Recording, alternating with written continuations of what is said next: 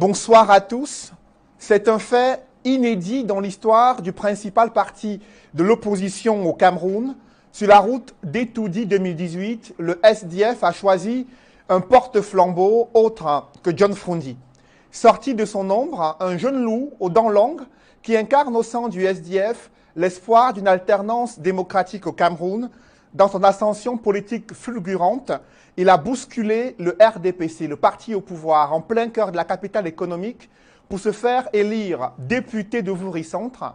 Passionné d'aviation et d'écotourisme, le vice-président de la Commission des finances et de budget à l'Assemblée nationale s'est engagé dans les combats politiques, économiques et sociaux durant ces 20 dernières années au Cameroun. Mais dans cette course à la présidentielle, le candidat du SDF peut-il sortir le Cameroun de cette crise multidimensionnelle dans laquelle le pays est plongé? Quelle est sa vision d'un Cameroun plus prospère s'il est élu le 3e président de la République du Cameroun?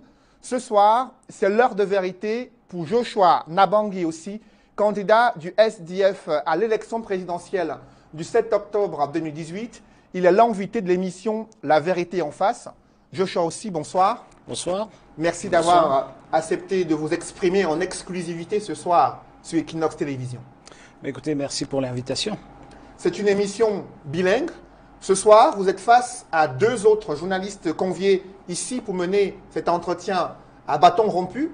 Sur ce plateau, avec nous, Mimi Mefo. Bonsoir, Mimi. Bonsoir, Cédric. Good evening to you, Honorable. Welcome. Good evening. How are you? Fine, thank you. Mimi Mefo, rédactrice en chef adjointe sur Equinox Télévision. Et juste à côté d'elle, Duval Fongwa. Duval, bonsoir. Bonsoir Cédric Noufélé, bonsoir à l'invité et bonsoir aux téléspectateurs. Vous êtes journaliste politique, enseignant-chercheur en histoire politique. Passé ces civilités, j'aimerais avec vous, Joshua aussi, lever un pan de voile sur ces années difficiles de votre adolescence. Dans quel environnement social et familial avez-vous forgé votre éducation, votre caractère? Déjà, j'aimerais revenir sur votre introduction pour dire que je pense que ce n'est pas un fait inédit au sein du SDF, parce qu'on a toujours été un parti qui prône la démocratie et on a eu un congrès à chaque fois qu'on a dû élire notre candidat. C'est peut-être un fait inédit dans la politique camerounaise que les barrières aient un peu bougé. Et je crois qu'on n'attendait pas du SDF cette possibilité d'aller jusqu'au bout de sa logique démocratique. Justement, et de faire choisir un candidat par la base. Nous en parlerons au cours de cette émission, si vous le voulez bien. Je voulais juste corriger ce que vous avez dit d'entrée, mais non sur mon adolescence. Je ne pense pas que j'ai une adolescence difficile. Je pense plutôt que, comme la plupart des Camerounais, on a eu beaucoup de challenges. J'ai grandi dans un foyer relativement modeste, dans un quartier relativement difficile, on va dire ça comme ça. J'ai fait un internat pour mon éducation secondaire, premier et deuxième cycle, sauf à une petite interruption où je suis allé à l'école à Yaoundé. Donc j'ai eu l'opportunité de connaître les 2 mondes, d'être dans un internat dans le nord-ouest, de vivre à Yaoundé, d'être chez moi à Yaoundé, d'être chez moi dans le nord-ouest et d'être originaire du sud-ouest avec un ancrage certain dans le littoral à Douala. Donc j'ai eu beaucoup plus d'opportunités que de difficultés. C'est vrai qu'à l'époque, c'était beaucoup plus vécu comme des difficultés, comme des challenges, mais aujourd'hui, je pense que c'est ce qui, comme vous l'avez si bien dit, c'est ce qui fait ma personnalité et c'est ce qui me fait comprendre le monde tel qu'il est. Pendant cette époque, j'ai aussi passé un grand moment dans l'extrême nord, beaucoup de temps là-bas. Et j'ai eu l'occasion de comprendre ce que c'est le septentrion avant beaucoup de mes amis d'âge, je vais dire ça comme ça, parce que la plupart ont pu faire ce voyage seulement après, une fois qu'ils aient trouvé du travail. Donc voilà, donc je prends tout ce moment-là, tout ce que j'ai vécu, que ce soit dans le sud profond, que ce soit à l'est, à Konolinga avec les amis où on allait jouer au foot, etc., à Kumba, et dans mon Yaoundé à moi, comme ski, pour moi c'était la meilleure école. Et j'ai beaucoup plus gagné dans cette école-là que sur les bancs. Dans cette biographie qui est disponible sur votre site internet, fait. Un accent particulier est mis sur la vocation de votre père, un pasteur, et sur les origines suisses de votre mère. Comment ce double héritage a-t-il impacté sur votre quotidien, sur votre intégration biculturelle? Alors, déjà, je ne crois pas qu'on ait insisté, on a dit les choses telles qu'elles sont. Je pense qu'à un certain moment, des gens pensaient qu'on allait vouloir embellir les choses, mais je suis très fier de ce que je suis et de ce que j'ai vécu, et je suis très fier de mes parents. Mon père est malheureusement décédé il y a quelques mois en arrière, mais il était pasteur, il était le premier révérend docteur dans l'église du côté anglophone, l'église la Presbyterian Church of Cameroon. Et donc j'ai beaucoup appris auprès de lui parce qu'il a travaillé pendant toute sa vie pour les siens, dans son Diane local et avec tout ce qui va autour dans la Mémé. Du grand clan, si on veut, des Orokor, donc qui jusqu'aujourd'hui, il faut le savoir, pour aller chez lui, il faut pratiquement marcher à pied. Et il avait raison de faire tout ça parce que aujourd'hui, c'est un foyer de violence avec la crise actuelle dans le nord-ouest-sud-ouest, tout simplement parce que les gens ne se retrouvent pas dans l'arrangement actuel du Cameroun, parce qu'ils ne peuvent pas comprendre qu'au bout de 60 ans, il n'y a pas de route, il n'y a pas de pont, il n'y a rien qui va là-bas, ni d'hôpital, absolument rien. Justement, Donc, sur ce métissage qui alimente quand même un vif débat autour. Je voulais juste finir. Je vous en prie, en quelques mots. Quand j'en parle, c'est pour dire que ma mère est arrivée au Cameroun en 66. Elle a fait le voyage jusqu'au village à pied, 3 jours à pied. Et l'accueil qu'elle a reçu, d'après ce qu'elle dit aujourd'hui, lui a dit qu'il fallait qu'elle reste. Elle y est toujours jusqu'aujourd'hui. Et donc, elle a ces origines-là. Elle a insisté, et mes parents ont insisté qu'on ait autant de culture que possible. Et c'est pour ça que je suis tout aussi à l'aise, que ce soit dans le nord-ouest, que ce soit dans le sud-ouest, à Yaoundé, où j'ai mes entrées dans certaines chefferies, que ce soit dans l'extrême nord, où j'ai passé beaucoup de mon temps, que ce soit à l'est, où j'ai beaucoup travaillé avec les Baka, etc. Donc voilà, je crois que c'est toute une école de la vie que j'ai eu la chance d'avoir et que j'essaie de donner à mes enfants aussi. Justement, sur ce métissage qui a alimenté quand même un vif débat ces derniers mois au Cameroun, il y a des interrogations. Sur la question de la nationalité, bien évidemment. Tout à fait. C'est une polémique qui a... C'était une polémique pour ceux qui veulent bien faire des polémiques. Pour moi, il n'y avait aucun doute. Est-ce qu'à un moment donné, vous n'avez pas eu le sentiment, notamment à la veille de la période où l'ECAM devait rendre public la liste des candidats à l'élection présidentielle, est-ce que vous n'avez pas eu des appréhensions de ce que votre dossier, à un moment donné, pourrait être rejeté à cause justement de cette affaire nationale? Écoutez, je pense pas. ELECAM n'est pas un juge. ELECAM reçoit un dossier et traite le dossier qu'il a reçu. Donc, j'avais aucun, pendant que des gens fantasmaient le fait qu'il y ait peut-être moins de candidats contre M. Biya, ou alors que M. Biya lui-même ne voulait pas que je sois contre lui. Ce que je retiens de cette période, c'est que, au fait, ma candidature, les gens craignaient ma candidature, c'est tout. Donc, c'était encourageant. Et si vous regardez bien, pendant que tout ça se passait, j'étais dans l'extrême nord, j'étais dans le Logon et Chari, je discutais avec des Camerounais, des braves Camerounais qui luttent contre Boko Haram dans les comités de vigilance. Je discutais avec des sultans et des En fait, landos. vous étiez dans un candidat serein qui n'avait pas Écoutez, grand-chose à attendre. si vous voulez me prêter quelque chose, prêtez-moi de l'argent. Ne me donnez pas autre chose. Parlons justement de cette enfance. Vous avez parlé de vos origines dans l'Indien, dans le sud-ouest, entre autres. Là. Alors, j'aime dire que c'est les origines de mon père. Quand y êtes-vous allé pour la dernière fois?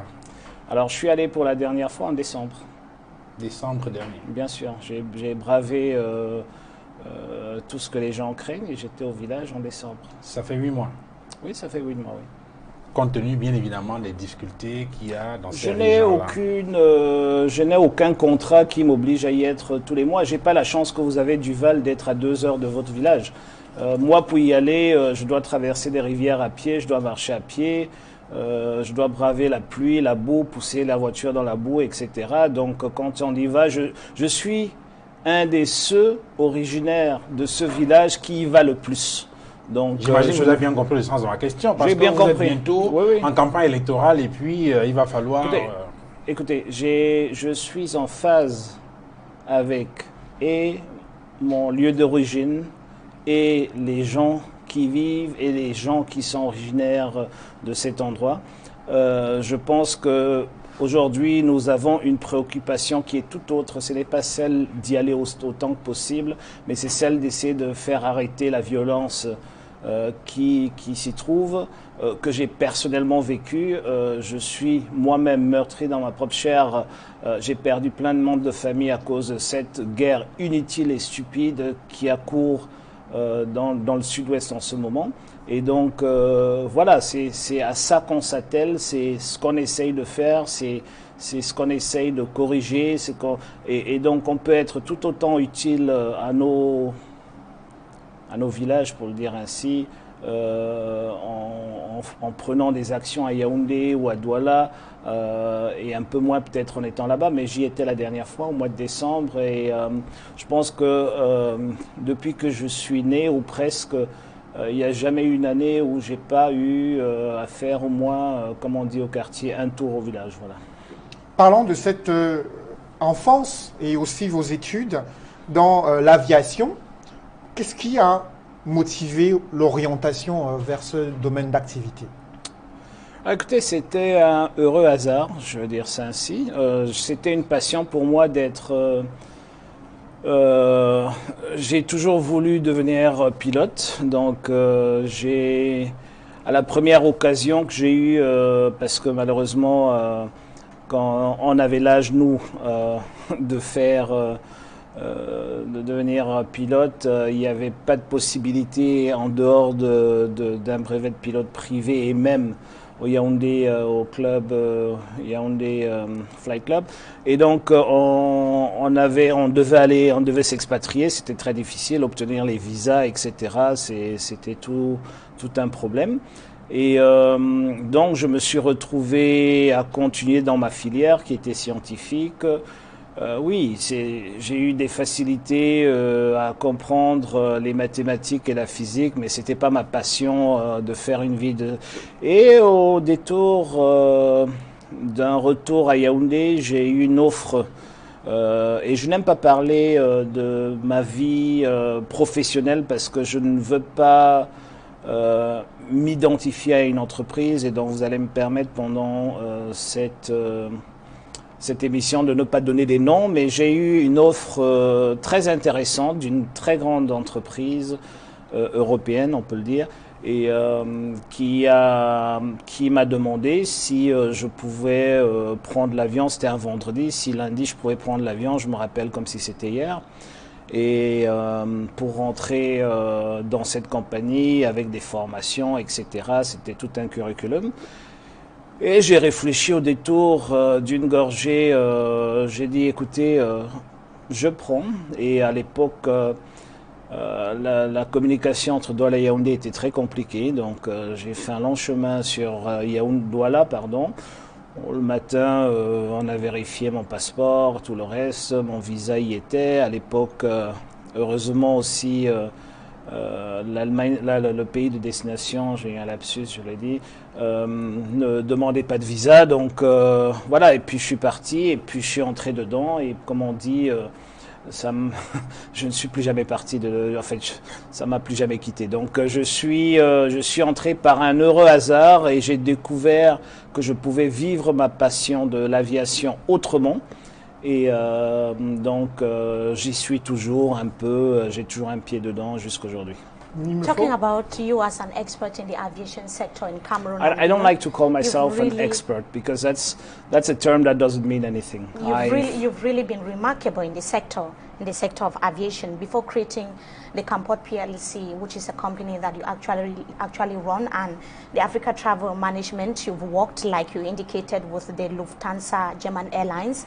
I just said in French that I didn't want to call. I didn't want to do publicity. You were equally an employee of other airline companies. Yeah. That was between 1995, and you worked with Swiss Air as well for about 5 years. How did this experience actually nurture you into becoming the expert that you are in this sector? I don't refer to myself as an expert. I think it's a term that doesn't mean anything because you cannot be an expert of an entire industry. In the aviation field, you have 1,001 outlets. You have 1,001 different job categories. So you cannot be an aviation expert if you're not an engineer, or if you're not at the same time a meteorologist, if you're not at the same time a tower operator, if you're not at the same time all of that, a navigator and so on. So it's not the term. It's I went through my profession with a lot of passion. I still talk about it with a lot of passion, and it's part of me. It's my family, it's my world. I don't need to be paid to work around an aircraft. That's basically, and I always tell my kids and everybody around me that if you want to know that something is made for you, you don't need to be paid to do it. You just need to do it with passion. And that's where I am. I always dreamt of being in that world. I finally got there, and I used, I would say, the second opportunity I had in my life to get into it, and I did my best to go through it, and I don't regret any one moment of my life with all what I achieved in that sector. But I want to reiterate, there is nothing like an aviation expert. That doesn't exist, okay? I am in the management of aviation, which is something completely different than from being an expert in aviation. Now, you are in the sector that you say you enjoy, but it wasn't void of controversies.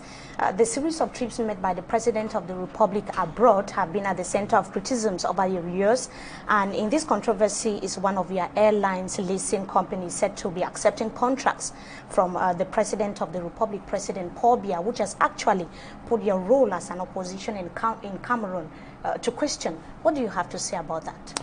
Well, first of all, I don't own a leasing company. I have never owned a leasing company, and I will never pretend that I'm able to have a leasing. If I had a leasing company, I would have given my aircrafts out to Camerco, and Camerco would not have all the problems they have today.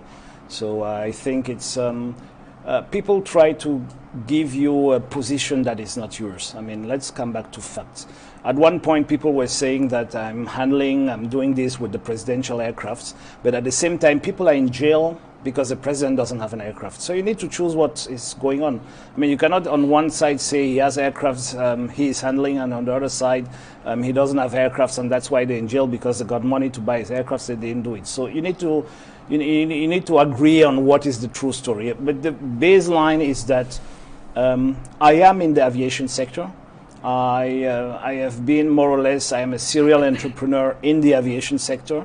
I'm not limited to one part of the sector. I've been active in various different fields in it, and I run for every opportunity. But there has never been, and I repeat, there's never been an instance where I have had anything to do with the President of the Republic or the government of Cameroon. I have never, ever had any public procurement contract in Cameroon, never. I have never, ever done any other contractual work for the government of Cameroon, and I've never postulated to do. It's not as if I was in a bid and I didn't receive it. I have never even bid for it. Simply for one simple reason, is that my field of business is not part of the state procurement. The Presidency of the Republic organizes its flights and does whatever it wants to do. I don't know where they do it or how they do it. I know that aircrafts come here from time to time. Some of the aircrafts that they hire need expert services from the only company that is licensed to serve them, and that's one of the points. Yours? That is mine, but it has nothing to do if the President of the Republic or the Presidency, because it's not even him or whoever does it. Because when we do work, we do not do work knowing that Mrs. Memo is on the flight. If I got your name wrong, I'm sorry about Mefo, sorry. So when we handle a flight, we don't ask whether Mr. Duval Fang or Mrs. Mefo is on the flight or Cedric is on the flight. We handle a flight and we open a door and passengers come out and walk in and walk out. Okay? So it can happen that on one of the flights that we do for our customers who are not the Presidency of the Republic, who is not Mr. Biya, but the owner of the aircraft, because guess what? Mr. Biya doesn't own an aircraft. Okay? So if he hires, if Mr. Biya hires a car at Hertz or at Avis or whatever company, and then it ends up in a garage belonging to Mrs. Mefo, would I tell you that you're dealing with the Presidency? No. So essentially, just to make things clear, okay, we do not refuse business. I would actually be glad to service the Cameroonian government. The point is the Cameroonian government doesn't pay, so we're not even interested to work with them because there is no way you can take them to court if they don't pay your bills. We have contracts with a number of aviation companies in the world. We are the #1 aviation services company in the world, so there is a big chance that wherever you go to and knock at the door, you'll end up through the back door coming to us. But that is not our business. Our business is that we get information that one of these aircraft, an Airbus 300 or whatever, a 777, is coming into Yaoundé. We need to service the aircraft, we need to do this, we need to do that, and my boys on the field do that. Whoever is the passenger, whether it is Mrs. Mefo passenger, whether it is Joshua Osei, whether it is Paul Biya the passenger, that's not our business. We are not, and we have never been in any contract with the state of Cameroon or with Mr. Biya or his family or whosoever. So, but let me put it clear. I am not against my company working. I take every customer who comes as long as he's a customer. Regardless. Justement, au regard de ces affaires lucratives dans le domaine de l'aviation et de votre niveau de vie, d'aucuns s'interrogent sur les raisons pour lesquelles vous vous êtes engagé au sein du SDF. Alors, je ne comprends pas votre question. Vous allez, pour quelle raison, vous allez me dire quel est le problème. Engagé au sein du SDF parce que vous avez d'aucuns estiment qu'au regard mais monsieur des moyens vous me faites croire que si j'étais engagé dans le RDPC, par exemple, pour ne pas le citer, vous n'aurez pas eu la question, c'est ça? Si j'ai bien compris? Je vous en prie. Non, j'essaie de comprendre la question. En quelle année vous vous engagez dans le SDF? Je m'engage, je suis... Vous prenez votre carte de militant en quelle année? Je suis un sympathisant dès les premiers jours, dès le 26 mai. Je prends ma première carte, ici d'ailleurs, dans ce même quartier, juste en face de vos studios, en mars 1991. 91. Voilà. Donc il y a des traces dans les listes du parti qui indiquent clairement que vous êtes là depuis les années de Brest. Je peux même vous présenter la carte puisqu'elle fait partie de mon dossier à chaque fois que je postule un poste. Mais vous avez quand même observé que les gens s'interrogent sur ce parcours politique, je veux dire cette ascension qu'on trouve assez rapide parce que dans l'imagerie populaire, bien évidemment. Je sais pas ce que vous voulez le seul. Je pose la question, vous permettez que je pose la question. Le seul qui était plus rapide que moi était peut-être là 1 an avant moi, donc je vois pas ce qui est rapide. Donc vous estimez que c'est une ascension normale? Elle est lente. Lente. Elle est lente. Alors, à mon goût, elle est lente. Alors, et puis vous avez été responsable du SDF dans le sud-ouest, en tout cas. J'ai eu plusieurs postes à et puis second vice-président, puis vice-président national, et en février dernier, porte-flambeau du SDF pour la prochaine élection présidentielle. Et donc vous estimez que c'est une ascension qui est normale. Il y a beaucoup d'autres militants au sein de cette formation politique qui sont là depuis les premières heures, qui ont connu une ascension, je veux dire, qui ont occupé des postes de responsabilité, mais qui n'ont pas eu la même chance. Selon vous, à quoi tient cette évolution-là? Alors, premièrement, j'aimerais dire que ce n'est pas une ascension, une évolution personnelle. Vous ne pouvez pas faire ce que je fais si vous êtes tout seul. Okay? Et il faut comprendre que le SDF, c'est une famille, avant toute chose. Il y a des gens qui pensent que le SDF est un comptoir où on vient se servir, on part. Non, ils se trompent. Le SDF, à cause de...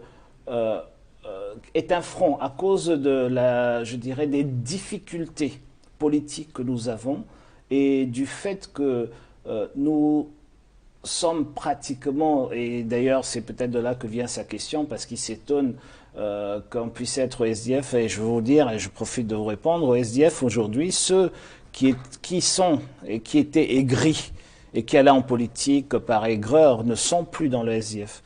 Okay? Et ils partent au fur et à mesure. Ceux qui sont dans le SDF et qui ont un véritable projet pour l'avenir de ce pays, ils n'ont pas besoin d'être dans une situation d'inconfort ou autre. Il y a, et je vais vous le dire, il y a au sein, rien que du comité exécutif national, beaucoup de personnes et de personnalités qui sortent de l'ordinaire, qui ne sont pas nécessairement le stéréotype de ce que vous pensez d'être d'un opposant en Afrique. Parce que dans l'imaginaire, on pense que pour être opposant, il faut nécessairement être voilà, un va-nu-pied, etc. Non. Aujourd'hui, quelles sont les convictions politiques qui vous amènent à intégrer? Écoutez, je vous ai toujours dit, et je crois qu'à plusieurs reprises, et vous me posez encore une fois la question, je vous remercie, je vous ai toujours dit que je suis fondamentalement sociodémocrate. Je mets fondamentalement l'avenir de l'homme au centre de mes préoccupations. Et donc, il n'y a aucun autre parti, même à l'école. J'ai eu la chance que vous ne pouvez pas comprendre, elle peut peut-être le comprendre, dans le système, le sous-système anglo-saxon, et notamment dans les internats, on est frotté à la politique très tôt.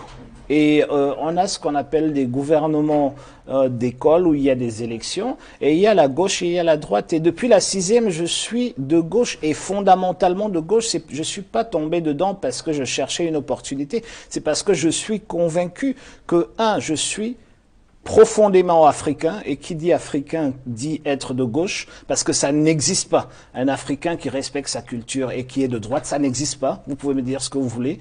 Vous pouvez, les valeurs conservatrices, les valeurs aristocratiques ne sont pas compatibles avec les valeurs africaines. Donc, j'ai eu la chance, comme vous l'avez vous-même mentionné, de grandir dans un environnement où j'ai été inculqué et où j'ai été baigné dans plusieurs différentes cultures camerounaises et d'ailleurs de la sous-région, dans du bassin de Congo. Et j'ai compris très vite, et j'ai eu la chance de comprendre, que fondamentalement, c'est ce que je veux pour la société, c'est ce que je veux pour la communauté dans laquelle je vis. Et il faut sortir de cette espèce d'élitisme qui ne dit pas son nom, que les gens essayent d'emprunter à une culture qui n'est pas la nôtre, pour ramener les gens dans ce qui est fondamentalement nous et qui est social-démocrate. Et moi, je suis un social-démocrate avant d'être un membre d'un parti politique. Est-ce que le SDF porte toujours cette idéologie-là aujourd'hui? Oui, oui, à 200% et sans hésitation. Le jour que le SDF décolle de la social-démocratie d'1 millimètre, j'y suis plus. La seule raison qui peut me faire partie d'un parti politique, c'est si les valeurs pour lesquelles j'ai adhéré à ce parti n'y sont plus. Justement, vous êtes toujours le premier vice-président national. J'aime bien le toujours. Du SDF. Sur ce plateau, le bâtonnier Akeremona, candidat du FPD à l'élection présidentielle, a déploré le fait que le SDF avait refusé d'aller au bout d'un contentieux électoral lors d'un scrutin présidentiel au début des années 90. Selon le bâtonnier Akeremona, le dossier qu'il avait lui-même introduit en tant qu'avocat du SDF n'a pas prospéré parce que le SDF s'est désisté et a déclaré n'avoir jamais introduit une telle requête. Et en plus, a même indiqué qu'il n'avait jamais constitué Maître Akeremona comme avocat. Écoutez, les faits sont là. Tout le monde peut le vérifier. Je viens parler du Cameroun, de ma candidature. Je ne viens pas parler de ceux qui aspirent à être mes concurrents dans cette élection. Mais je vais quand même avoir la politesse de répondre à votre question. En 92, tout le monde est d'accord, je crois aujourd'hui, que le candidat du SDF, John Frondi, a gagné l'élection. Et il s'est passé quelque chose, c'est-à-dire que cette élection, cette victoire a été volée. Maintenant, je pense que c'est mal placé d'essayer de venir refaire l'histoire. Moi, ce que je vous invite à faire, c'est de respecter les invités qui viennent à votre plateau et de ne pas les faire parler des concurrents, peut-être de leurs adversaires, parce que j'en ai un seul, il s'appelle Paul Biya. Et le jour que vous l'inviterez à votre plateau, je serai ravi de commenter ses commentaires. Mais pour l'instant, ce que j'aimerais vous dire, c'est par rapport à cette question et par rapport à ce qui a été déclaré par ce candidat, je l'invite à, je dirais, savoir raison garder, attendre le 8 octobre qu'on en parle. Je serais heureux de le recevoir à la présidence de la République et je pense qu'à ce titre, j'aurai accès au dossier classé secret de l'époque de 92 et on pourra sortir tous les éléments et en parler normalement. Je crois qu'aujourd'hui, si on essaye de débattre sur ce qui s'est vraiment passé en 92 et ce qui ne s'est pas passé, on joue le jeu de mon adversaire. Moi, je suis dans la logique de combattre un adversaire qui s'appelle Paul Biya et je ne veux pas me laisser distraire avec ce que les concurrents sont venus dire sur votre plateau. J'aimerais juste insister là-dessus pour sortir de là, pour dire qu'avec tout le respect que je vous dois et que je dois à ce candidat-là, je pense que il n'y a pas de raison aujourd'hui de vouloir parler ou de vouloir donner des informations qu'on croit importantes pour les Camerounais qui, quand vous êtes candidat à l'élection présidentielle qui a lieu dans quelques semaines, quand cette information n'est pas à même d'informer l'électeur par rapport à votre propre élection. Ça veut dire tout simplement que vous vous inscrivez dans un registre qui n'est pas le mien. Moi, mon registre, c'est celui de gagner l'élection, c'est d'être le prochain président de la République et d'être votre invité, M. Noufélé, comme le premier président de la République à avoir mis ses pieds dans le studio d'Equinox. Et justement, je vous invite à dérouler cette vision que vous avez pour le Cameroun et les axes majeurs de votre programme économique, social et politique sous le prisme de la situation actuelle au Cameroun, dans les 24 millions de rêves des Camerounais dont vous faites mention sur vos différentes pages. Il y a deux cauchemars qui hantent les jeunes, à savoir le sous-emploi et le chômage galopant. Quelle est votre analyse de la situation actuelle concernant les jeunes Camerounais? Déjà, j'aimerais corriger une chose, encore une fois. Malheureusement, je ne corrige pas parce que je vous en prie, c'est juste que quand on utilise aller... les bons termes, il n'y a pas de chômage galopant. Parce que quand on dit chômage galopant, ça veut dire que les gens ont perdu leur emploi. Alors, ça n'existe pas au Cameroun. Les gens n'arrivent pas à accéder à l'emploi. Voilà donc le véritable problème. Vous ignorez le fait qu'il y en a dont les emplois ce que je suis en train de dire, c'est que pour être considéré comme chômeur, il faut avoir travaillé de façon régulière pendant une période donnée et puis ensuite perdu son emploi. Ça, c'est la minorité. La majorité, la grande majorité et le drame du Cameroun, et vous l'avez dit en partie, c'est le fait que les jeunes n'arrivent pas à accéder à des emplois et surtout à des emplois décents. Voilà le gros problème. Et qu'est-ce qui explique cette situation selon vous? Ce qui explique cette situation, c'est la mauvaise, je dirais premièrement la mauvaise gouvernance et le fait que ceux qui nous gouvernent sont complètement à côté des réalités que nous vivons, c'est tout. Nous avons malheureusement un gouvernement en place qui a comme agenda numéro 1 la survie de M. Paul Biya, agenda numéro 2, la survie de M. Paul Biya, agenda numéro 3, la survie de M. Paul Biya, et tout le reste ne compte pas. Qu'est-ce que vous comptez donc faire de façon concrète pour régler la question de l'emploi? Écoutez, de façon concrète, j'aimerais dire c'est un vaste chantier. Il y a des réformes budgétaires à faire, il y a des réformes fiscales à faire, il y a des réformes politiques à introduire. Il y a déjà la première des choses, c'est celle d'avoir la volonté politique d'attaquer ce chantier-là, qui n'est pas un petit chantier. Deuxièmement, de reconnaître quelles sont les niches sur lesquelles cet emploi peut être créé et développé. Aujourd'hui, nous n'avons pas mille et un choix. Dans mon programme politique que j'ai dévoilé aujourd'hui, que j'ai présenté à la presse cet après-midi, il y a 3 chantiers majeurs en dehors des chantiers classiques de l'amélioration de la gouvernance et de la budgétisation, surtout une budgétisation revue pour être en phase avec la demande la demande que nécessite l'emploi jeune, etc. Il y a surtout, par exemple, le contenu local, c'est-à-dire que il est impensable aujourd'hui que nous payons des impôts, que des gens, je vais prendre un exemple, que des menuisiers payent des impôts et qu'on utilise cet argent pour importer les mêmes meubles, c'est-à-dire des chaises, et d'ailleurs je fais le constat dans votre studio, des chaises, des tables, etc., qui viennent d'un pays qui n'est pas le Cameroun. Et j'aurais été heureux aujourd'hui, et d'ailleurs je vous le dis, Monsieur Noufele, la prochaine fois que vous m'invitez dans vos studios... Alors nous on peut faire la précision quand même, hein, que Equinox Télévision se fournit toujours chez des artisans locaux en matière de meubles, mais j'aimerais que vous exprimiez sur la question de l'emploi.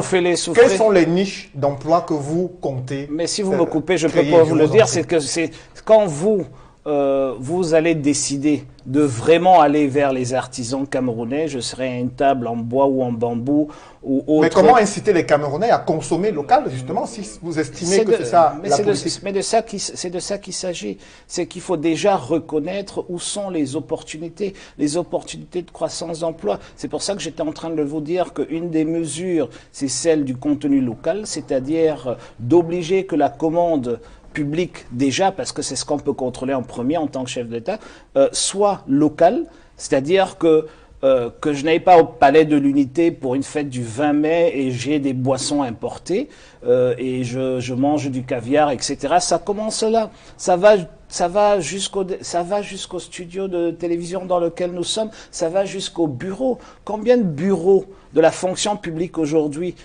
sont meublés par les artisans ou les industries, parce que des fois on se limite, on croit que la production camerounaise se limite à de l'artisanat. Il y a des industries locales de transformation du bois, il y a des niches porteuses comme par exemple le tourisme. Nous savons aujourd'hui, ça fait pas partie de mon programme, je parle du tourisme, je parle de l'importance du tourisme, mais il y a un autre chantier d'abord qu'il faut, comment dirais-je, attaquer, c'est celui de la paix, parce que vous savez que quand il y a la guerre, il n'y a pas de tourisme, mais le tourisme, l'écotourisme au Cameroun a la capacité de mettre sur pied presque 650 000 emplois en 3 ans.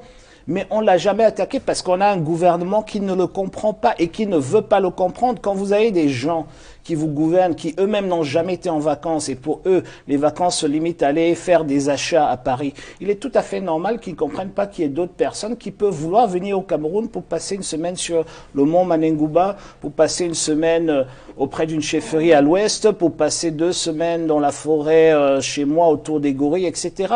Donc, il faut comprendre que la première des choses, c'est déjà de faire un changement de paradigme pour pouvoir aller capter ces niches d'emploi. Je vous ai parlé, par exemple, là, par rapport au contenu local du bois. La transformation du bois, il est quand même incroyable aujourd'hui qu'à Douala, où nous sommes, je suis dans l'incapacité de trouver des cure-dents fabriqués au Cameroun.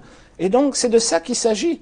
Et ça démontre à merveille le fait que M. Biya a échoué. Si en 36 ans, on exporte du bois pour importer des cure-dents, vous conviendrez quand même avec moi qu'on a un problème.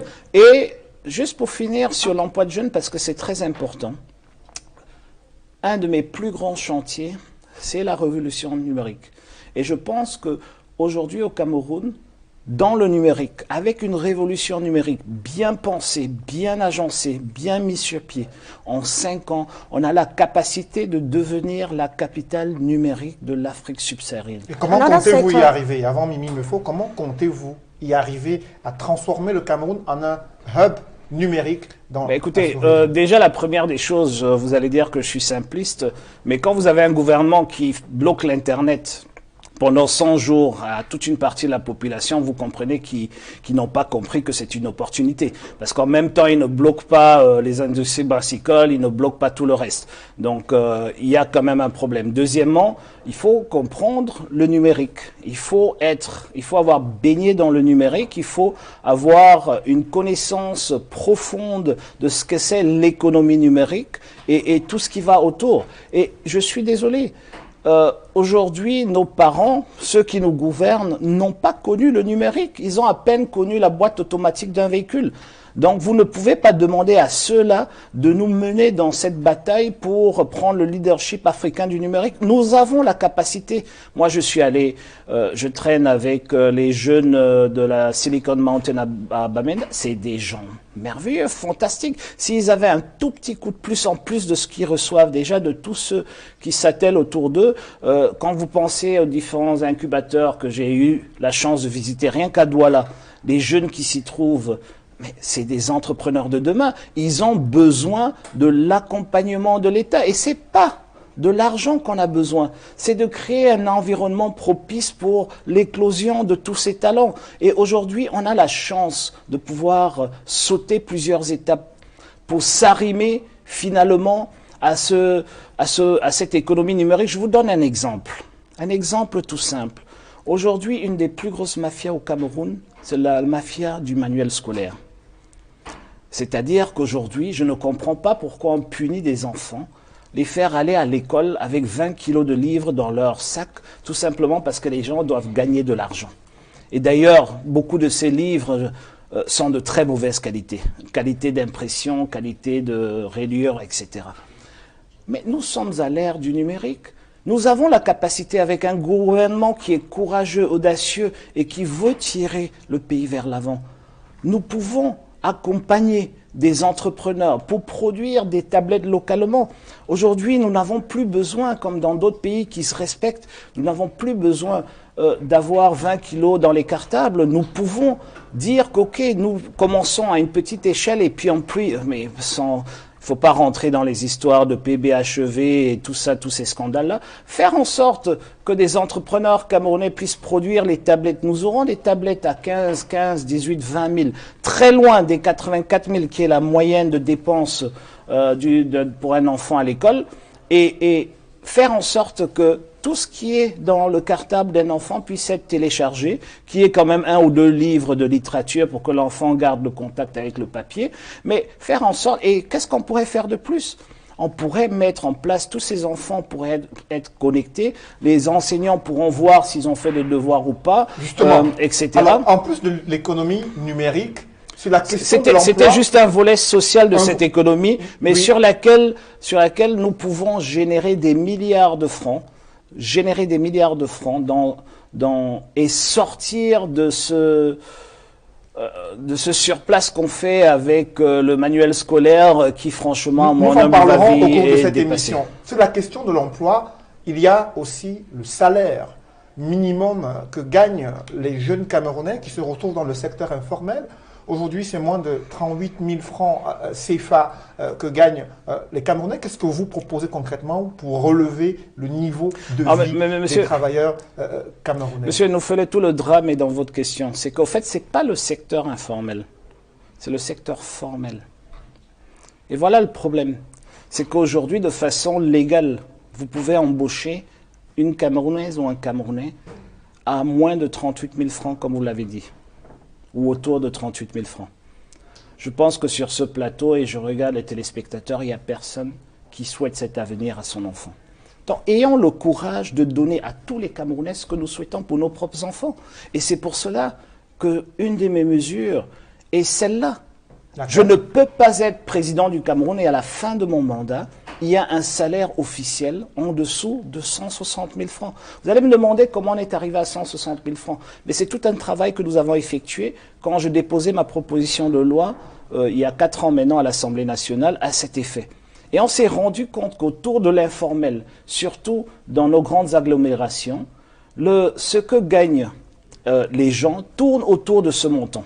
Et quand on a demandé aux jeunes quel est le montant qu'il leur faut pour arrêter de jouer aux cartes et aller au travail, on tombe tous d'accord à un certain montant. Et quand vous faites votre 3e devoir et vous regardez quels sont les coûts des loyers, etc., vous tombez, encore une fois, sur la même conclusion, que c'est le minimum nécessaire pour que quelqu'un puisse, de façon digne, aller travailler et rentrer le soir. Le minimum. Et j'aimerais vous dire qu'il ne s'agit pas d'un coût. Il s'agit plutôt de stimuler la consommation. Il ne s'agit pas ici de mettre les patrons contre les employés. Non, il s'agit de relever la société vers le haut. Parce que vous savez, quand les gens auront 160 000 francs au minimum par mois, ils pourront voyager plus fréquemment, ils pourront prendre plus de taxis, ils pourront louer des maisons dignes de ce nom ou mieux que les taudis dans lesquels ils sont aujourd'hui, consignés aujourd'hui. Ils pourront consommer dans les marchés, ils pourront. You're honorable, if you are voted on the 7th of October 2018 in Cameroon, it's not if when you will be voted, when please. you'll be voted, Thank you. if that is how you want it, Yes. will you be able to implement this, the salary of 160,000 francs per month immediately, or is going to be No. a long-term project? No. The proposal, you cannot deconstruct the structural tensions in an economy in one day. So you need to do it progressively. Are there some mechanisms you put in place? Of course. And it is What are they? well, the first one is to do it over 5 years and progressively and known to all. So that if you get pregnant tomorrow and you envisage to have a nanny because you want to keep your job, you will have to make sure that you earn enough money so that when in 9 months this nanny is necessary, you'll have the necessary resources to pay for somebody working for you. And don't forget one thing, when we say a full-time job is 40 hours per week. So now if you want to elect to pay less, you have to accept as well to use less. Okay, because what is happening today is that people are paid 30,000 francs or 40,000 francs a month and they work 10 hours a day, 12, 13 hours. No, if you want to pay less, then you have to agree, you have to get into an arrangement so that the person works less as well. But what I'm saying is that it's good for the economy. It's good for everyone. Because what is happening today and what I'm telling Cameroonians is that on the 7th of October, we're in the middle of a referendum. And this referendum on the economical part is that you have Mr. Biya, whose position is to reduce the cost of living. And what does he do? He creates the MIRAP. He creates 1001 artificial things and subsidizes everybody to bring down prices. Okay? And what do I say? I say it doesn't work. What Cameroonians need is money in their pockets. Let's create the enabling environment to make sure that no Cameroonian is left behind, that they have enough money to be able to go from the 1st to the 30th of every month without having to steal, without having to get into corruption, etc., etc. Now, another aspect that could possibly boost employment in Cameroon is agriculture, which is the main source of growth and is represented about 44% of GDP in Cameroon. That was precisely in 2004 to be more precise. But these figures dropped drastically. That was some few years after, according to the World Bank, meaning that some agricultural policies put in place by the current regime are actually not favorable to the system. Now, in very peasant and enclave localities like the far north region that you visited, like in Maindian, we have Maindian, of course, that is your locality. Other parts of the northwest, southwest, littoral as well, and the center region of Cameroon, the impact is very, very enormous. So what are some of the measures that you are going to be putting in place to relieve the agricultural sector in Cameroon? Well, I think what this regime has done in the past years, I mean, you can see it, you don't need me to tell you about it, is that they have created some artificial elites who basically seize land wherever they go and try to use poor labor to make money from agriculture. That's not agriculture. What I am telling Cameroonians is that agriculture is what we had when Cameroon was the 3rd biggest cocoa exporter. I think at one time even went up to 2nd biggest, 3rd and 4th biggest coffee exporters and so on. We didn't do it with a mighty corporation. We did it by empowering each and every farming family. And that's where the secret lies. The first thing that needs to be done is to have the courage to put in place a land tenure, I would say law or code, whatever you call it, that makes sure that each and every Cameroonian family is entitled to a land certificate. I have been in this country for the past 48 years. I have never heard of a family that isn't entitled to farm somewhere, which means that traditionally, culturally, and I would say in our original institutional form, each and every family in Cameroon is entitled in one way or the other to land. But the biggest problem is that they don't have ownership to that land because of the very bad ordinance that was passed or law that was passed in 74. So we need to reform that. We need to have the courage to come out of it.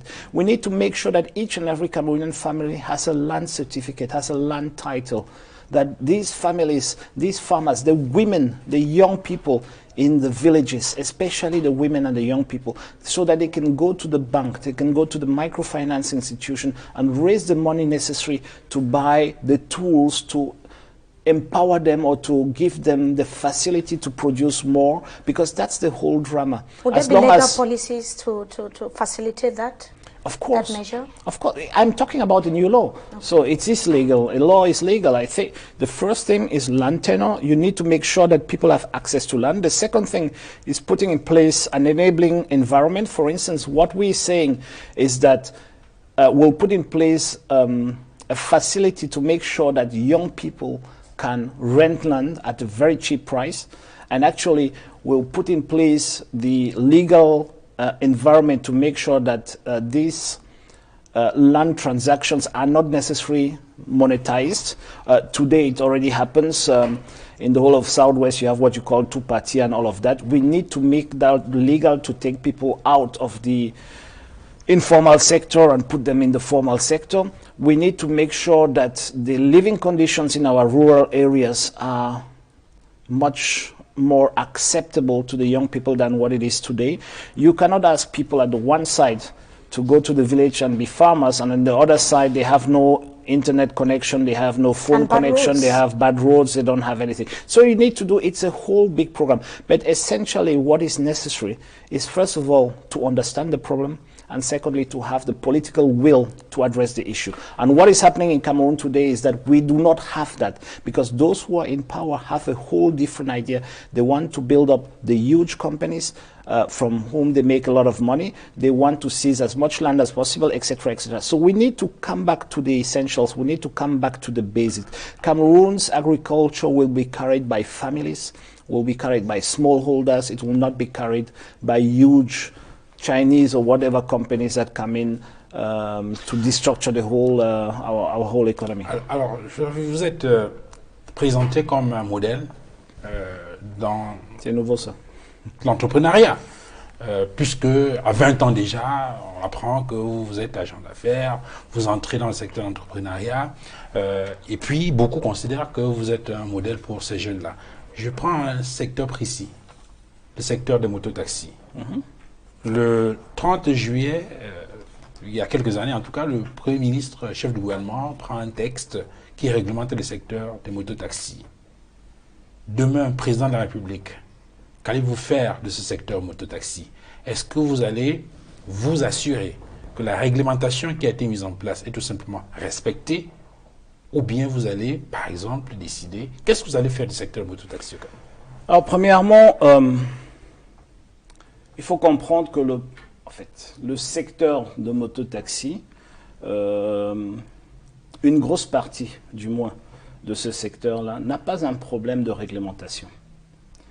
Je connais très peu de mototaximans qui comptent prendre leur retraite au bout de 30 années comment on dit, de pilotage de moto. Okay? Les gens, aujourd'hui, je dirais il y a deux facteurs qu'il faut régler. Le premier facteur, c'est celui dont on parlait tout à l'heure, c'est l'énorme pression créée par l'absence d'emploi décent qui pousse toute une jeunesse à prendre la première opportunité pour essayer de gagner de l'argent. Parce que ces gens, ils ont, ce Fangwa comme vous et moi, ils ont une femme à la maison, ils ont des enfants, ils ont des désirs d'avenir, ils ont des rêves, et donc il faut les financer. Et donc beaucoup sont mototaximans par défaut. Donc il faut déjà reconnaître ça, et ensuite il faut apporter des solutions à ce problème spécifique. Et comment on apporte des solutions à ce problème spécifique? Premièrement, il faut, comme je le disais, reconnaître qu'il faut créer beaucoup plus d'emplois que ceux qui sont créés aujourd'hui. Et je dirais la première chose, je ne l'ai pas dit tout à l'heure, il faut reconnaître que le moteur de la croissance doit être dans le privé, pas dans l'État. Quand vous recrutez 25 000 fonctionnaires, c'est que vous n'avez rien compris au problème, absolument rien, parce que vous créez plus de problèmes, parce que plus vous recrutez des fonctionnaires, plus il y a la pression fiscale, moins il y a des gens qui investissent pour trouver des solutions, pour trouver des emplois à ces gens-là. La deuxième des choses, c'est qu'il faut humaniser le problème. Je suis désolé, même la question, votre question, était plus ou moins tendancielle. Parce qu'on ne parle pas des gens qui se débrouillent tous les jours sous la pluie, le soleil, etc., comme des personnes à part entière de la société. On parle comme s'ils étaient des marginaux. Mais non, il faut humaniser et comprendre que ces gens le font, un, pour apporter un service à la société, deux, pour gagner de l'argent en apportant ce service-là. Non, ça veut dire qu'en tant qu'entrepreneur, vous allez travailler davantage pour qu'on libère ou bien qu'on sorte progressivement de ce secteur-là pour l'entrepreneuriat, par exemple. Troisièmement, il faut comprendre que parce que ces gens sont dans ce domaine, ils ne cherchent pas qu'on leur offre une moto plus performante, certains le font pour un court terme, mais ils cherchent surtout à avoir des opportunités autres que celles d'être au guidon d'un moto toute leur vie. Et donc, par exemple, ce qu'il y a dans le programme, c'est ce qu'on appelle en anglais le lifelong education, c'est-à-dire, premièrement, d'enlever les verrous autour de l'éducation pour que les gens puissent aller à l'université, au lycée, à quel âge qu'ils veulent, faire en sorte que à tout âge et à tout temps, qu'il y ait une éducation, que les gens puissent recycler, parce que des fois, on me dit toujours, tel a un baccalauréat, l'autre a une licence, l'autre a une maîtrise, il fait tel métier. Mais la plupart du temps, ce n'est pas l'inadéquation entre le diplôme et ce que la personne fait, c'est que très souvent, les opportunités offertes par le diplôme qu'on a eu, parce qu'on l'a eu trop jeune, parce qu'on n'a pas été accompagné, parce qu'il y a la mauvaise orientation scolaire et professionnelle, on se retrouve dans des situations compliquées. Et il faut donner justement l'occasion à tous ces gens-là de se reformer. Moi-même, j'ai été formé toute ma vie et je sais que mon éducation a commencé quand j'étais une fois employé. Ce que j'ai fait avant n'a rien à voir avec ce que j'ai pu faire après. Et j'aimerais que tous les Camerounais aient cette occasion-là. Vous êtes vous-même un ardu des facultés, mais il faut pas se limiter qu'à ceux qui font des doctorats ou des recherches et tout ça. Il faut que ce soit à tous les niveaux. Il faut que quelqu'un qui a 50 ans et qui se découvre une passion pour, je sais pas, pour la cuisine, pour la menuiserie, pour revenir à cela, pour l'électricité, que ces gens-là qu'ils aient des débouchés et que l'État les aide à rentrer dans ces débouchés-là et à s'éduquer, etc. Aujourd'hui, tout le focus de l'éducation, c'est pour sortir le plus de jeunes le plus rapidement possible et les pousser vers les portes de l'emploi. Et quand il y a cette porte, il n'y a personne qui répond de l'autre côté, tout simplement parce qu'on n'a pas pensé que c'est quelque chose qui évolue. Et il y a un deuxième point, juste avant que vous me coupez, Monsieur Noufolé, le deuxième point, c'est qu'aujourd'hui, nous sommes certains que l'éducation que nous donnons à nos enfants sera très peu utile demain, parce que nous ne savons pas dans quelle direction les industries du futur vont. Nous ne savons pas. Il n'y a pas longtemps, les gens apprenaient des métiers. Aujourd'hui, il y a des gens qui sont encore dans des écoles pour devenir dieselistes, alors que nous savons que dans quelques années, il n'y aura plus de moteur diesel. Justement, vous parlez d'industrie, Joshua aussi. Quels sont les axes de votre plan d'industrialisation pour le Cameroun, puisqu'il faut créer des emplois? Vous avez parlé du secteur privé qui doit être le moteur de création de richesses et qui est un vivier d'emploi. Quelle est votre stratégie d'industrialisation du Cameroun? Écoutez, premièrement, la première des responsabilités d'un président de la République et d'un gouvernement, c'est de créer un environnement, comment dirais-je, un environnement pour pouvoir susciter l'investissement privé, pour pouvoir faire en sorte que ces industries dont vous parlez trouvent un accueil qui leur permet de créer la valeur ajoutée nécessaire et de sortir un peu de cette logique de compétition négative qu'il y a entre le public et le privé aujourd'hui. Donc je pense que si on arrive déjà à transformer la situation actuelle où il y a une sorte de défiance ou une concurrence déloyale du secteur public envers le secteur privé, on aura déjà fait beaucoup de choses. Deuxièmement, il faut comprendre que les Camerounais sont fondamentalement des très grands entrepreneurs. Mais on fait tout au Cameroun pour bloquer cet esprit d'entrepreneuriat-là. Donc il faut le pousser en avant. Aujourd'hui, les entrepreneurs camerounais ne sont pas assez célébrés, ils ne sont pas assez accompagnés, ils ne sont pas assez protégés. Ce sont des héros. Ils emploient des milliers de Camerounaises, de Camerounais. Et ces gens-là, ils doivent être mis à leur place, à leur juste place. Et pour les PME, justement, qu'est-ce que vous comptez faire concrètement pour ces petites et moyennes entreprises dont vous parlez, qui constituent le principal vivier d'emploi au Cameroun? Concrètement, qu'est-ce que vous comptez faire? Il faut premièrement déjà reconnaître l'importance que ces PME-là ont. Quand vous êtes président de la République et en 36 ans, vous n'avez jamais dîné avec un promoteur d'une PME, vous n'avez jamais pris l'avion avec un promoteur d'une PME pour aller lui présenter l'empereur du Japon ou le roi du Maroc, c'est que vous avez déjà fondamentalement un problème que vous ne comprenez pas, c'est celui dont vous ne comprenez pas que ce sont ces PME-là qui embauchent une grande partie et qui sont l'avenir du Cameroun. Deuxièmement, il faut regarder aujourd'hui les dispositions budgétaires et fiscales du Cameroun pour comprendre que la PME ne fait pas partie des priorités de mon adversaire à cette élection. Aujourd'hui, nous proposons des réformes profondes, des réformes qui font en sorte que, par exemple, le fisc ne devient plus, je dirais, celui qui freine l'entrepreneuriat, mais plutôt celui qui pousse l'entrepreneuriat, qui devient un véritable partenaire de ces PME-là. Nous avons plein de propositions. Un des plus gros problèmes que nous avons au Cameroun, dans l'économie camerounaise, au niveau de la PME, c'est la relation, le partenariat public-privé. Quand je dis partenariat public-privé, c'est au-delà, je ne parle pas des contrats de partenariat, c'est tout autre chose. Le partenariat public-privé, c'est-à-dire qu'il y a une défiance des marchés financiers envers les PME, il y a une défiance des PME envers le public, et ça fait un cercle vicieux dans lequel personne ne s'en sort.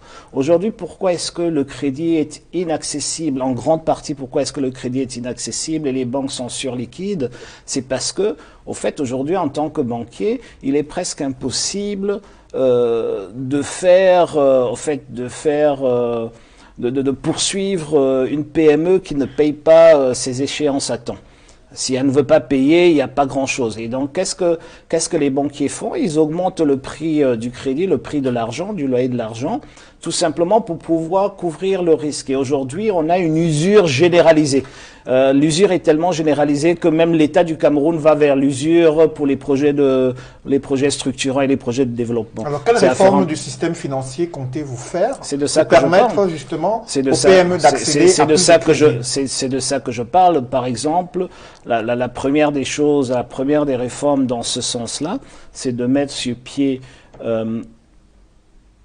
un organisme indépendant pour la gestion du revenu de l'État, c'est-à-dire des impôts, et que ce soit plus rattaché au niveau du ministère des Finances, que cet organisme ait en son sein une direction qui s'occupe des entreprises en difficulté, qui n'ont pas les mêmes problèmes que les entreprises en surliquidité, qu'il y ait un fichier central des entreprises camerounaises, qui est la mise sur pied, par exemple, d'un office de poursuite et de faillite. C'est un élément très important dans le dispositif qui manque aujourd'hui, qui est l'office qui met en relation le mauvais payeur et le débiteur et le créancier, pour faire en sorte qu'on n'entre pas en guerre tout de suite et qu'on finisse dans les tribunaux pendant 10 ans, mais qu'on essaye de trouver d'autres voies et moyens. Parce que, savez-vous quoi, monsieur Nofélé, aujourd'hui, vous êtes, par exemple, fournisseur d'un produit ou d'un service. Allez, je vais prendre un exemple quelconque à une entreprise d'État. Je prends un exemple, la Sonara. La Sonara ne vous paye pas. La Sonara ne vous paye pas parce que l'État du Cameroun ne vous paye pas. Mais vous ne pouvez pas aller dire à votre receveur des impôts, que vous n'avez pas l'argent pour payer les impôts parce que la Sonara ne vous a pas payé. Qu'est-ce qui se passe? On vous ferme. Au bout du compte, vos employés sont à la rue, ne payent pas le loyer, etc. Il y a des divorces, il y a toute une chaîne. Et c'est pour cela qu'il faut remettre de l'ordre dans tout ça. Et un office de poursuite et de faillite, qu'est-ce qu'elle fait? C'est-à-dire que quand la Sonara ne vous paye pas, vous déclarez à l'office des poursuites et des faillites. Quand vous ne payez pas les impôts, ils déclarent à l'office des poursuites et des faillites. Et on les met ensemble. Et on se rend compte qu'il y a une créance d'un côté et ça crée une créance de l'autre côté. Et donc, on doit toujours mettre en avant le côté social de l'entrepreneur et de l'entrepreneuriat pour faire en sorte qu'on essaye de sauvegarder ces emplois. Donc, on met les gens en relation, on essaye de court-circuiter. Ça n'enlève en rien ce qui se passe dans les tribunaux, c'est juste une étape avant d'aller au tribunal. Justement, je vous invite maintenant à parler de la gestion des finances publiques, qui est un élément aussi important pour le Cameroun. Je regrette juste qu'on ait coupé parce que j'allais aller plus loin, mais c'est pas grave. Je vous en prie, on pourra y revenir au cours de cette Talking about public finance with your experience, you're honorable as Vice President of the Finance and Budget Committee at the National Assembly in Cameroon. If I'm not mistaken, you must be aware of the hurdles that is plaguing the public finance sector in the country. And to avoid the current scenario of accumulated debts in the country, Cameroon has to rely on foreign countries to have access to finance, to have some projects realized. How can this problem on the management of public finance be solved? Well, you nearly gave the answer, but you didn't quite get there. We don't have hurdles. We don't have an over-indebtedness problem. Cameroon is far below the convergence line that is 70% of debt to gross national produce. We're not there. We're far away from it. The problem is bad management. So it's not a problem of debt. You can give 100 billion a day to this government. They will not be able to manage it. They will do everything except what they're supposed to do. I mean, it's just in the same light. They tell you there is no light because there is no water. In the middle of floods, they cut light as well, and they cannot say there is no water. So it's just to say you have to understand that a government is like a family.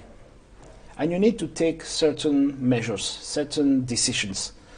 They're not easy to take. But you have to show, as the head of the family, if you're the president of the republic, you have to show leadership in that direction. And you cannot, when your wife just lost her job, start spending money for a football game. It just doesn't work that way. And that's the problem we have in Cameroon. We have misaligned priorities. We have a conception that the number one priority of the state is to maintain a certain elite in place with their president. And we have this misconception that Cameroon is a poor country and we're just struggling. Cameroon, if you don't know it, is probably the richest country in Africa. Cameroon has one thing that many other African countries do not have. It's people. We have the human resource that probably no other African country has. And guess what? The whole world is feeding fat on Cameroonians except Cameroon. And guess what? We're supposed to be able to have about 6,000 megawatts of electricity today. We are unable to get to 1,500. It's not because we don't have water that flows in our streams. It's because we are unable to take a project from point A to point B.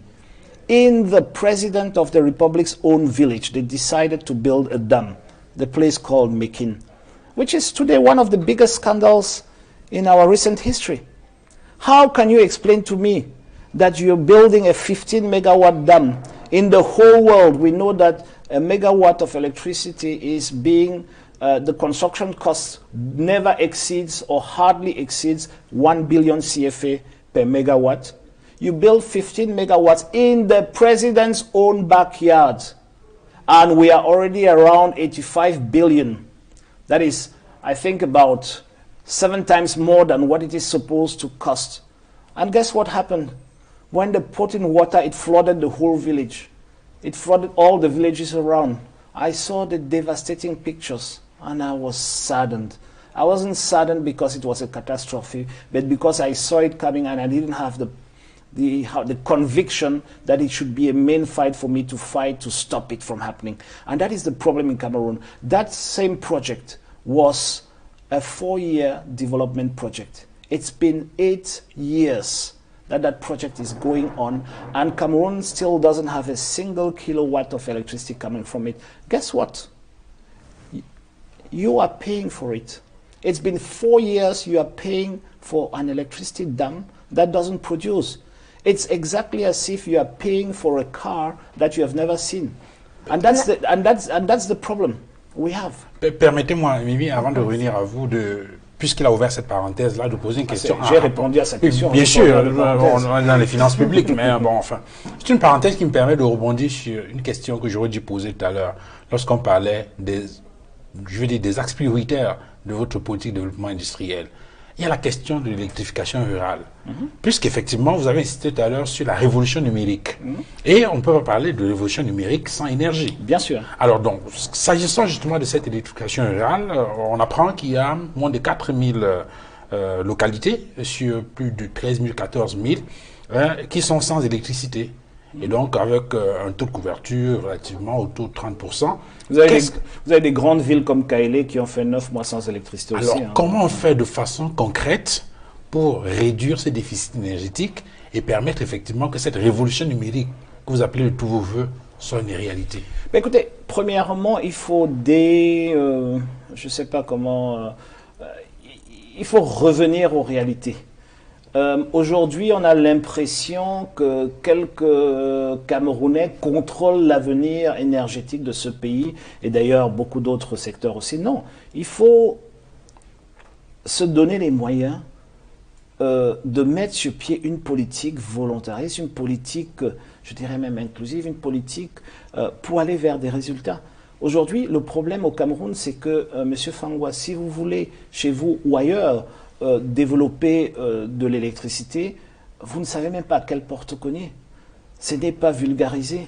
Alors qu'aujourd'hui, il y a des solutions, par exemple micro-hydro, que vous-même, vous pouvez avec votre salaire produire de l'électricité pour tout votre village.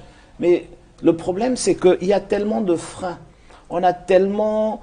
on a mis tellement de blocages et je dirais, on a fait comme si le reste des Camerounais n'étaient pas concernés par cela. Non, ce que nous voulons et ce qu'il y a dans notre programme, c'est que toute la production énergétique, tous les privés qui sont capables de produire de l'énergie, ils ne seront pas à un certain... On ne va pas donner un monopole à une entreprise ou à 2 ou à 3 et couper le reste. Tous ceux qui veulent produire doivent être accompagnés par le gouvernement pour produire, et tous ceux qui veulent distribuer doivent être accompagnés par le gouvernement pour pouvoir distribuer, ainsi de suite. Il faut réguler.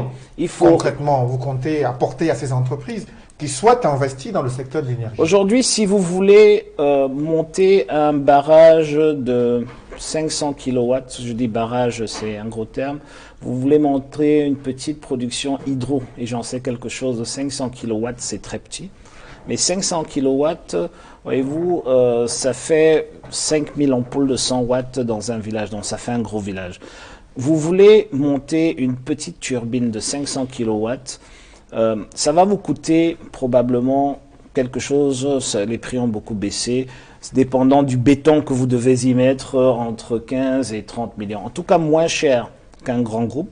Et vous n'avez pas de carburant acheté. Okay? Mais aujourd'hui, pour arriver à le faire, c'est pratiquement impossible. Le gouvernement va vous traîner pendant 3, 4, 5 ans. On va vous demander ceci, cela, machin, 1000 fois. Vous allez au ministère de l'Énergie, vous allez ici. Non.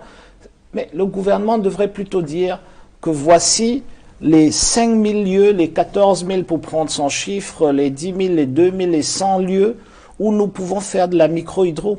Nous voulons que les Camerounais s'y investissent, qu'ils viennent investir. Nous voulons que des jeunes ingénieurs sortis de l'école polytechnique qui nous produisent une turbine Pelton. On n'a pas besoin de l'importer, c'est de la soudure, on peut la faire localement. Donc, et les gens le savent. Donc on a toutes ces solutions-là. Aujourd'hui, le solaire devient tous les jours un peu moins cher. Dans quelques 3, 4, 5, peut-être 6, 7 ans, le solaire sera moins cher à générer que tout ce que nous avons aujourd'hui, que nous connaissons aujourd'hui. Mais nous n'entrons pas dans cette révolution-là. Nous mettons toujours des conditions d'entrée qui bloquent tous ceux même qui veulent faire quelque chose. Aujourd'hui, ça devrait tout simplement être normal qu'un Camerounais puisse avoir une centaine de panneaux solaires dans son village et distribuer de façon légale sans qu'on lui demande 15 000 licences et 15 000 agréments et autres, qui puisse produire de l'électricité, le vendre à ses voisins à un prix régulé. On peut dire que voilà le plafond à payer. Aujourd'hui, que vous allez au Nigeria, juste à côté, on a les compteurs à 2 voies, c'est-à-dire que la moitié des foyers aisés au Nigeria produisent de l'électricité et revendent au réseau, c'est-à-dire que tout ce que vous produisez sur votre toiture, quand c'est des périodes piques comme à midi, vous renvoyez, c'est-à-dire que votre compteur va au sens inverse parce que vous renvoyez de l'électricité dans le réseau et quand vous avez besoin de plus d'électricité, il va dans le bon sens. Donc vous pouvez même avoir une facture zéro ou vous pouvez même être très souvent, d'ailleurs en Allemagne, très souvent les foyers sont dans des situations où c'est la société qui distribue de l'électricité qui doit leur payer justement, de l'argent. Vous évoquez les lourdeurs administratives au sein de la fonction publique. C'est pas que les lourdeurs, c'est une absence de volonté politique. Pourquoi? Ce n'est pas des lourdeurs administratives, c'est le mauvais terme. Aujourd'hui, on va avoir les gros projets. On va avoir Lompanga, on sait que c'est 400 milliards, même si on tombe à côté, on aura toujours 1 milliard dans le compte en Suisse. Voilà le problème. Justement, cette fonction publique... C'est pas une lourdeur, c'est fait à dessein. Cette fonction publique-là, qui aujourd'hui est au centre de toutes les critiques, quelles sont les réformes que vous prévoyez pour améliorer la qualité du service public et permettre à la fonction publique de jouer son rôle de façon efficace si vous êtes élu président? Alors, premièrement, il faut faire un distinguo, un tout petit distinguo entre la fonction publique et son rôle de service public et je dirais, le suivi des projets. Parce qu'on parlait là des projets, donc c'est pas tout à fait la même chose. Il ne faudrait pas que les téléspectateurs se trompent de débat. Au niveau des projets, il y a une dizaine de propositions qu'on a dans notre programme. Et pour répondre à votre question, il faut déjà comprendre que le fonctionnaire